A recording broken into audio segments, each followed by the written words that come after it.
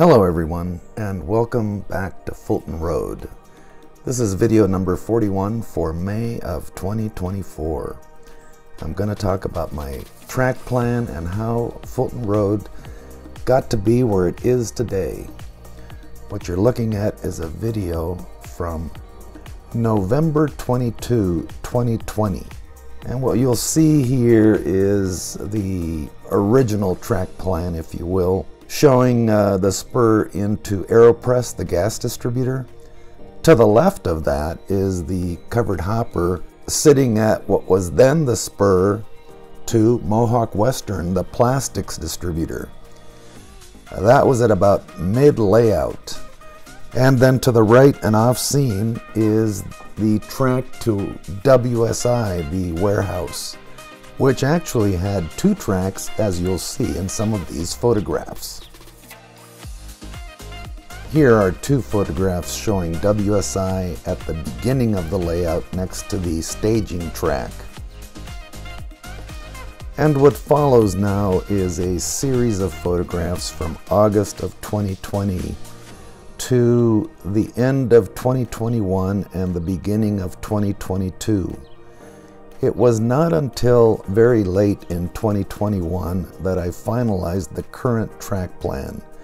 You'll see that I tore up the track at least twice. I tried various configurations, and all of these led to some sort of dissatisfaction with the way the layout looked.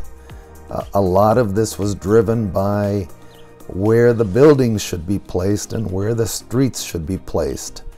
In the end, I settled for putting the building representing Mohawk Western Plastics, which is Red Wing Milling, at the very beginning next to the staging plank, because it provided a view block when looking at the layout towards the staging plank.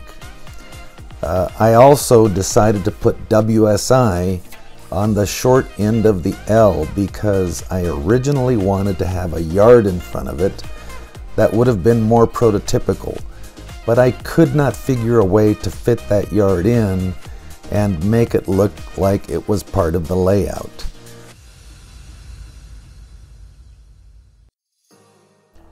And here are some shots from the layout, taken from a ladder looking down last month. This is pretty much how the layout looks today, except for some touch-ups I've made recently. So I'm going to talk about how I got here.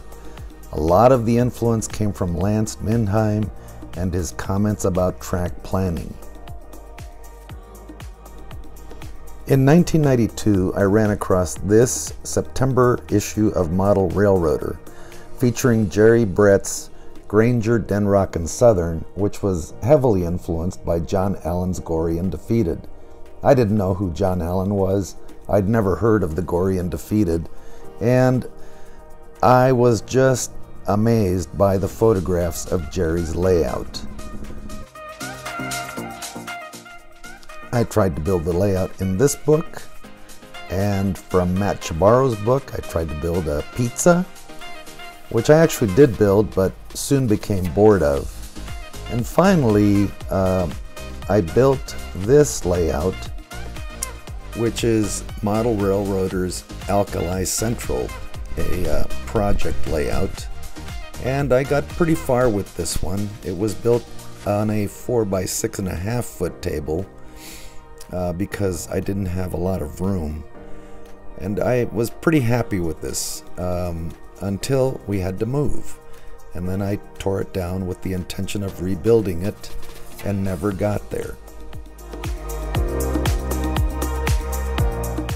When we got to our present house, I lost the third bay of the 3-car garage, which we'd had in the previous two homes, and I knew I would have to build a shelf layout someday. Before I did that, I built a number of micro layouts, mostly out of foam core. None of these ever got finished, but eventually I made this shelf layout, which was the immediate predecessor to Fulton Road. I called this layout Eagle Mining Company, and I got pretty close to finishing it, but the biggest problem I had was that I didn't know what I was modeling. It was sort of freelance, but it wanted to be a modern layout set in the 1920s or 30s. And so ultimately I decided to start over and to start in N scale. And what you'll see in these photographs and videos is that the primary structure of the track plan is very similar to what I have today, minus a runaround and the 3 different spurs. And that's the story of how I got to Fulton Road. If you're familiar with Lance Mintheim's work, especially as he is documented in his blog, you know that he built a layout called the LAJ, or Los Angeles Junction.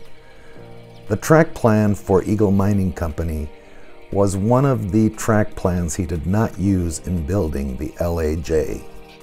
So here's my unsolicited advice for what it's worth. Use your strengths. If you are a planner, do that. I certainly couldn't follow John Allen's advice, which was to plan everything before you started to build, because I have to see stuff in front of me. If you have track planning software, then use that. And if you're like me, well, you're going to experiment a lot, try things, and hopefully you'll find something that works for your space and for what you are trying to model. A couple of final points as you watch a few videos and pictures from Eagle Mining Company. Fulton Road took a big turn when I finalized the track plan and started adding the scenery material. And I found that the static grass and the other scenery material really enhanced the layout and made it pleasurable to work on. I can't state enough how important scenery is.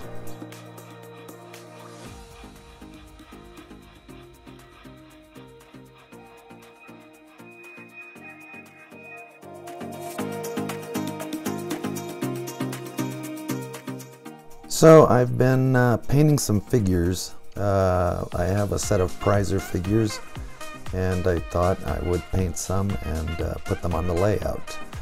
I white glue them to a bamboo skewer, spray paint them with some Krylon flat beige, and there you see my craft paints that I used to paint them.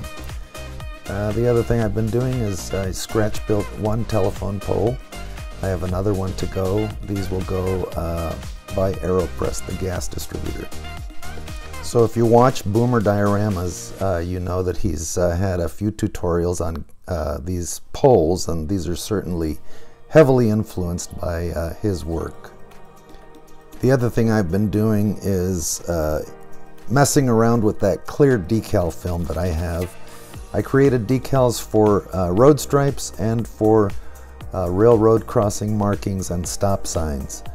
I'm much more satisfied with these, and I figured out that if I use glossy white spray paint as a base, the decals stand out very nicely. Here's a before and after of the road that many of you like.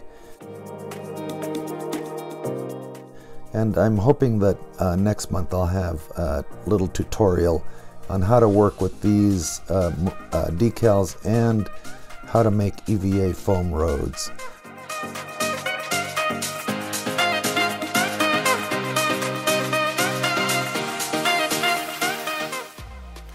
Finally, I've had 2 locomotives that have not been on the layout for quite a while. This SD7, which used to be in Southern Pacific paint, and which I stripped. And coming up is UP GP39-2, and I sent these off to Stephen Fields, who is associated with Streamline Backshops. He did a great job on these. They sound great, they run great, and And he did more than just install decoders and speakers, because one of them needed extensive work, but really beautiful work. I've taken the shells off of these, and I'll be doing some detailing on them in the future. Here's the GP39-2 pulling an old freight car that I use as a cleaning car.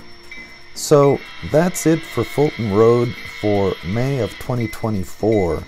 Thank you for stopping by, and as always, if you have questions or comments, I appreciate them and I try to respond to all of them.